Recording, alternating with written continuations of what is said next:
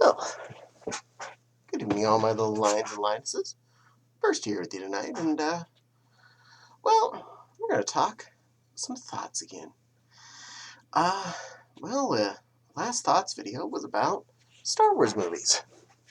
Last few have actually been about Star Wars movies. We're going to keep that going. So we're going to go through the basic concept and what I felt like I liked and didn't like about the prequel trilogy. Since the last thing we did was talked about the original trilogy, 4 through 6. Now we'll talk about 1 through 3. First, I'm going to tilt the camera down slightly because it's annoying me. I feel like I'm stretching up. A little more.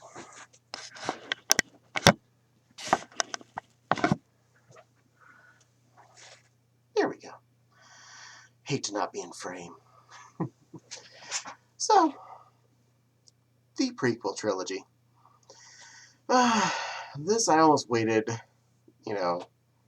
all my childhood to finally get to see. And, well, it started off instead of with a roar, more with a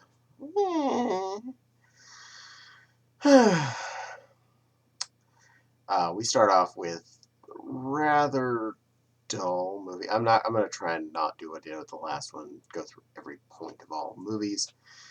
We'll go with some general feelings on portions here as I go.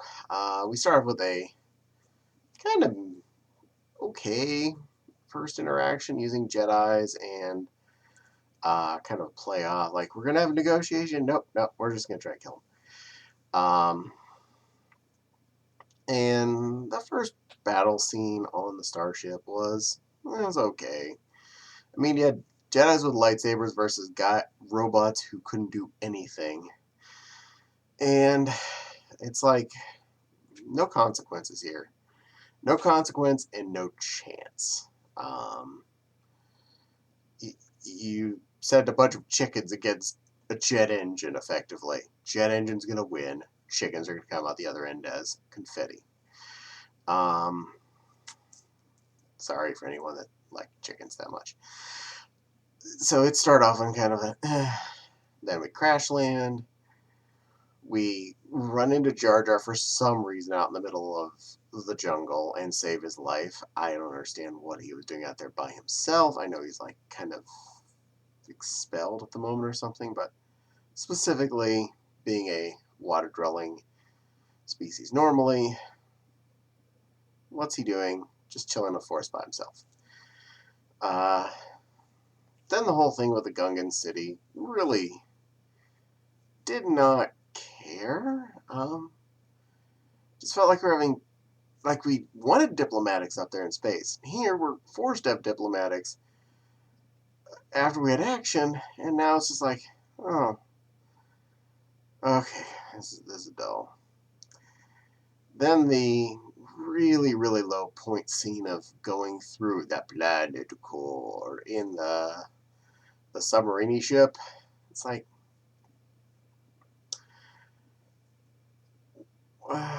one, why? As far as I know from sciencey stuff, planet cores aren't wet. They are molten hot.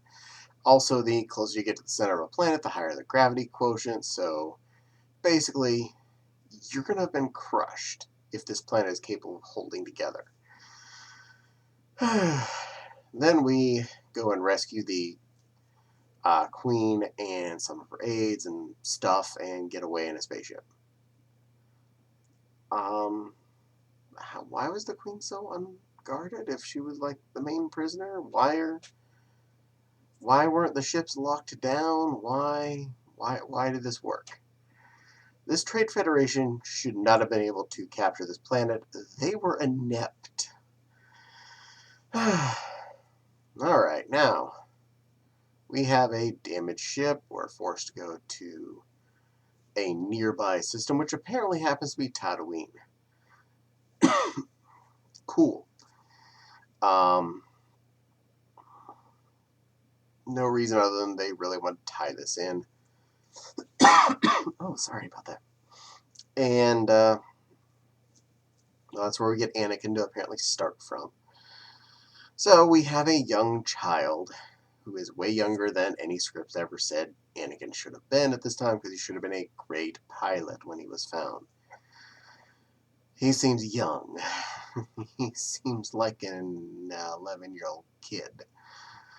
Who is way too smart for his own good. Way too much exposition comes out of his face the whole time. And he was really good at racing these pod racers, which were like speeders, but with the engine on the outside being held by tag. The point of those didn't even really. It's like we're trying to make them look like chariots, but really, you just made him look like, wow, you don't know how to build a speeder. What's the matter with you? Anyway, that happened. We get Kid escape. Go to Coruscant. Again, more pointlessness. We just go and have some, like, sit around talking phases. And then we go and have action on the planet. It was pretty dull action, too. The Gungans versus the battle droids. Alright, well, that's entirely digital. Nothing happened there. Digitally made robots on one side, digitally made Gungans on the other side. They digitally attack each other.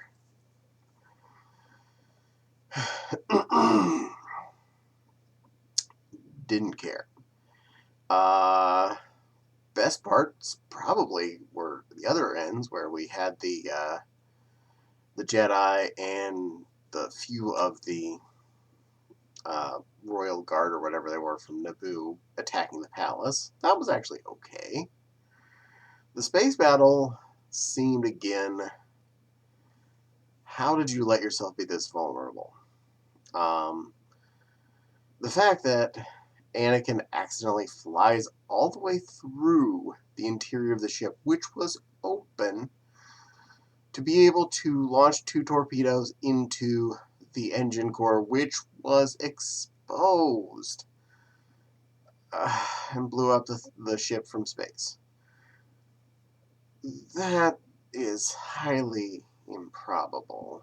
Also, the fact these were battle droids, which is corrected in a future movie, why were they all just completely 100% controlled by that ship? I can understand giving new orders from the ship, but they shouldn't have just shut off the moment that the ship was blown up. We should have had, they should have just kept going on their last order. They're droids. They're not remote control cars. They don't stop just because you stop squeezing a little trigger or whatever it is that your controller has. They go. They're a droid. You tell them to go, they go. Until they're told differently, they keep doing what they were told last. So that part really seemed like it was just shoehorned in. Not really a big fan. I still watch that movie occasionally, but it had so much I couldn't deal with as well. Alright, we move on to the second one.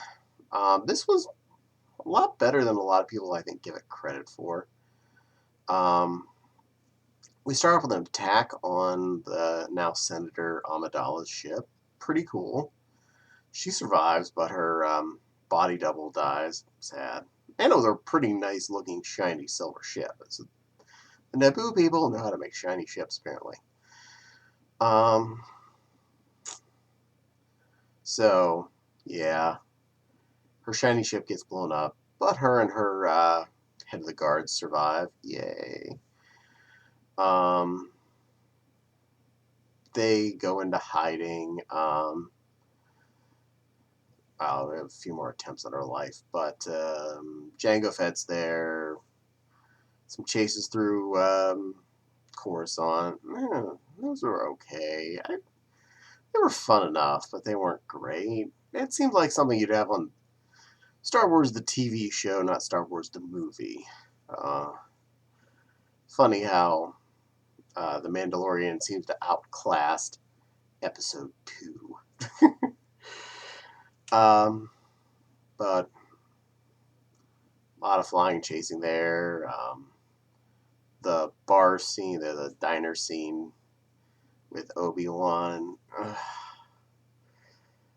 It just felt like they really wanted to do a diner for some reason, and this happened. No. But we go to Camino. We see the cool clone production facility, which actually was really neat, and was then used a few times in the Clone Wars series. This place was pretty cool. The aliens looked neat. I believe they were physical puppets, so that actually added some to this.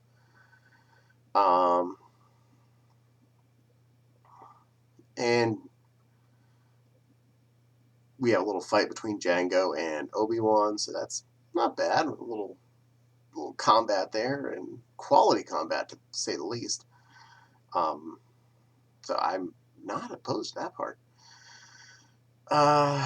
We have Anakin and Padme doing a little love doodly-doo. Boring. Then we go and have Anakin go kill the Tusken Raiders to not save his mom who had just died. It just seemed like Rampage for no reason. The whole going to Tatooine in general and then killing the Tusken Raiders felt like it was just trying to fill in some holes, as opposed to actually feeling like it was part of the story. But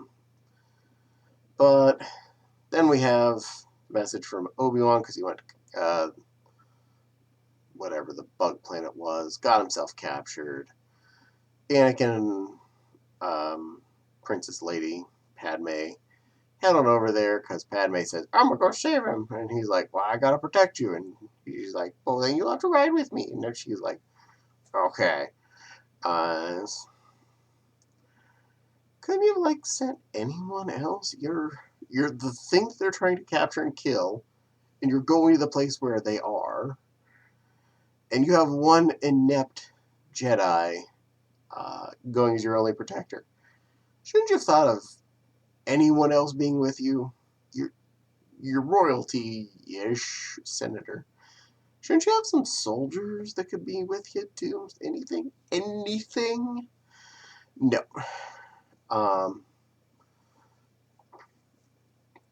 So they get captured. And just as they're starting to escape on their own, a bunch of Jedi come and rescue them.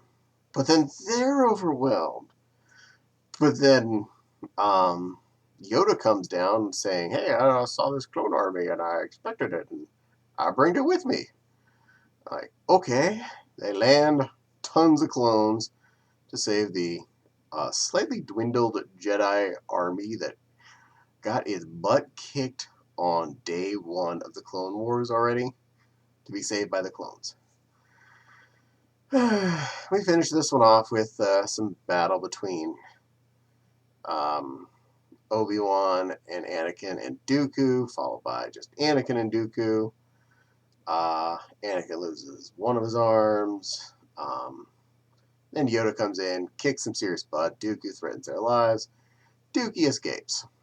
Yay for him. He doesn't have much longer to live. So that was the second one. It's definitely got more watchability. The action scenes do outweigh a lot of the boring scenes, and even the B grade action scenes like the sky chase through Coruscant do at least feel good. They don't feel boring. It's a lot more watchable than the first one, and though Anakin's acting isn't the best, there are worse things that could have happened. So they could just had the kid, 3 years later doing the same part again, and that would have been way worse because he would have been like 14. Puberty voice in the middle, trying to, no. And the amount of makeup they need to put on to cover up his acne at the time would probably have been way over budget. Alright, then we crescendo in the final and probably most action-filled of the prequels, Episode 3, Revenge of the Sith. This one had a lot of good stuff going on. First off, we start off with a powerhouse spacey-type battle over Coruscant between the Clone Army fleet and the droid armies. It's pretty intense way to start the game off. Lots of shooting, lots of boom booms, ships blowing up, stuff going kaboom. Lots of stuff lost on both sides. And we have most of the kingpins in play right now. You have Anakin and Obi-Wan and fighters going to rescue, apparently, the Chancellor. I don't know what their plan was initially, because they're going to rescue someone. They're both in single-seat fighters. That's not a plan. So,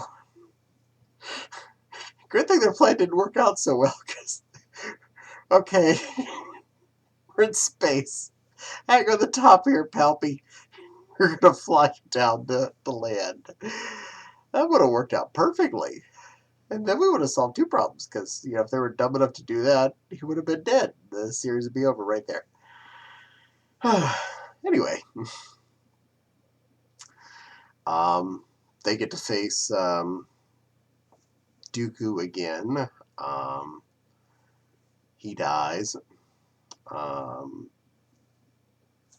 Pretty easily, honestly. Compared to their first fight, it was amazing how easily Anakin, for the most part, took him out by himself. And then, per Palpatine's instructions, did a splitty on his head. And killed him. He already had no hands by the end of that part of the battle.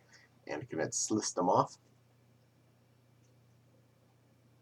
Something over there made a noise. Then we have, let's see. We then end up with Grievous capturing them as they're trying to escape. He's still in charge of the ship. He's now introduced officially into the movie scene. And he's all big and scarring and roboting and stuff, which is pretty sweet. I thought he looked good. He escapes an escape pod. So do any of the other actual living beings out of the ship. Besides our heroes, who are now attempting to crash land a giant cruiser onto Coruscant. Crash land is about all they got on it. They survive, and that happens.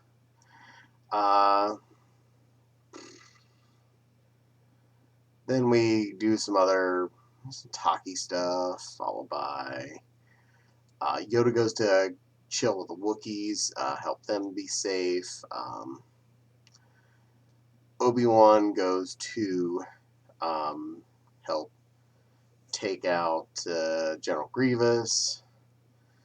Anakin does some other stuff.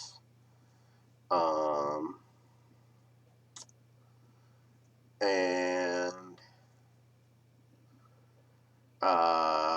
well, all of the after Grievous is dead, they go to tell Chancellor Palpatine he's relieved of position. That doesn't work out so well. Palpatine kills several of the Jedi that are telling him, by the way, you're fired now. Left with just Mace Windu hanging a lightsaber at his head.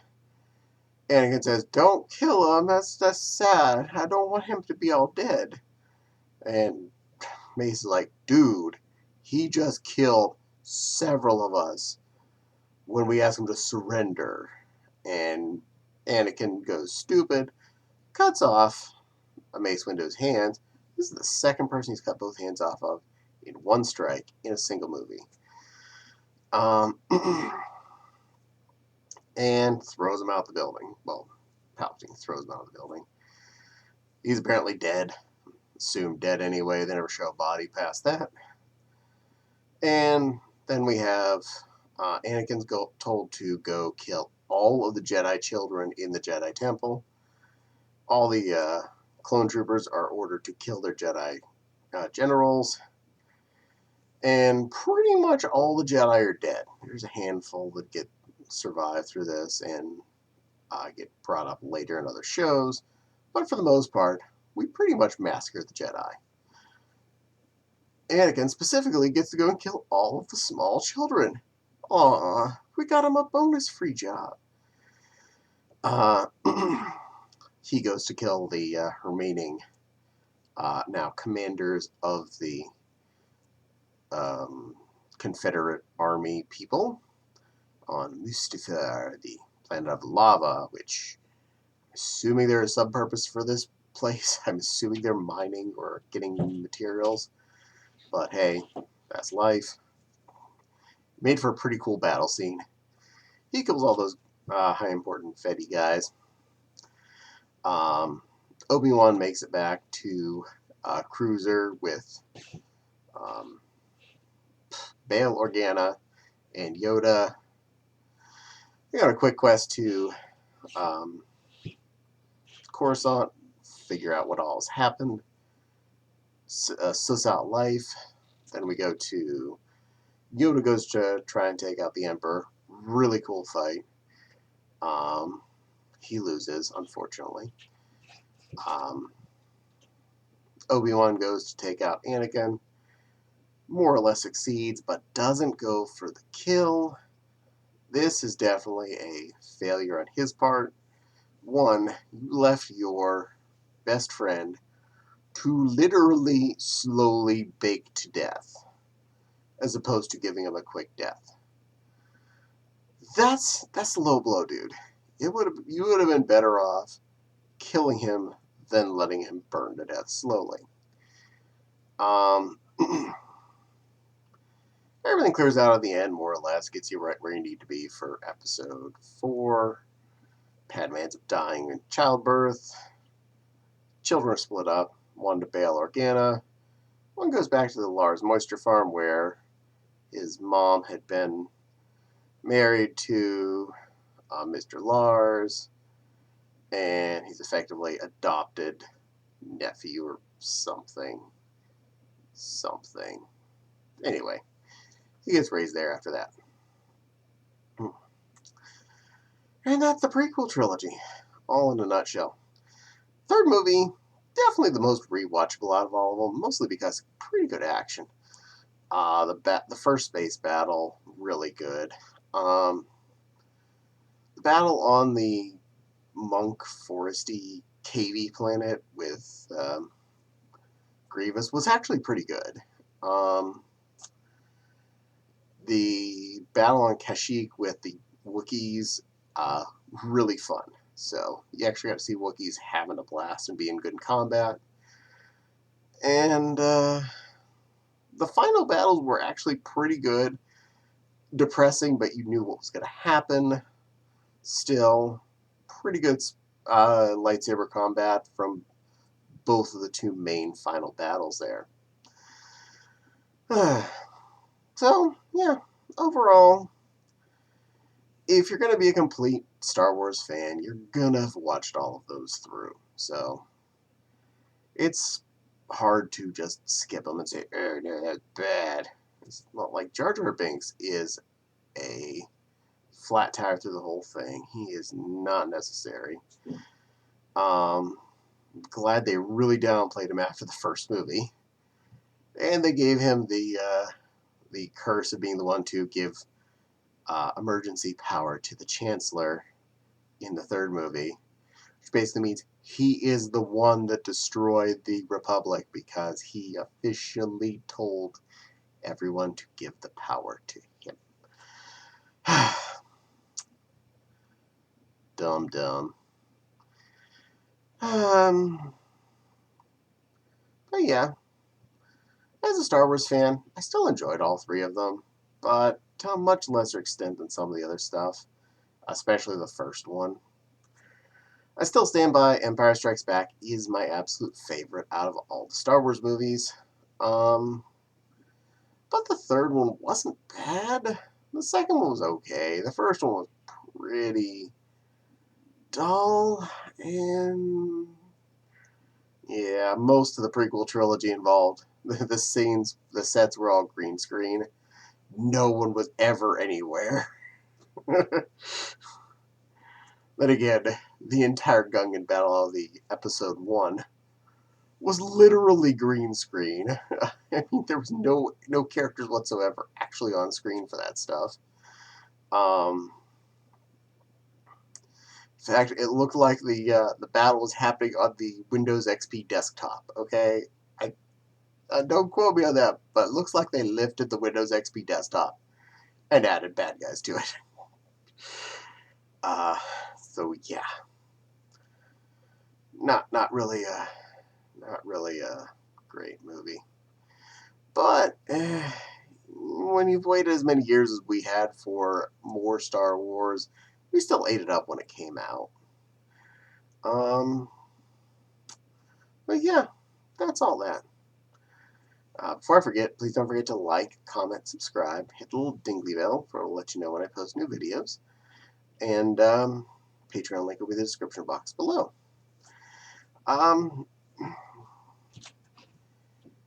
So yeah, fun enough series. I hope you enjoyed me babbling about it to some extent. You watching it's way more important than any Patreon money you give to me, though. I appreciate every bit you do. I'm having a little fun with this.